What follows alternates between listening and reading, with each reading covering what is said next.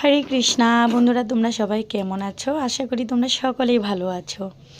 তো আজকে আমি তোমাদের সাথে শেয়ার করছি আমার মেয়ের চুলে আমি একটা তেল অ্যাপ্লাই করি, সেই তেলের রেসিপিটা তোমাদের সাথে শেয়ার করছি যে কিভাবে আমি এটাকে ঘরে তৈরি করেছি।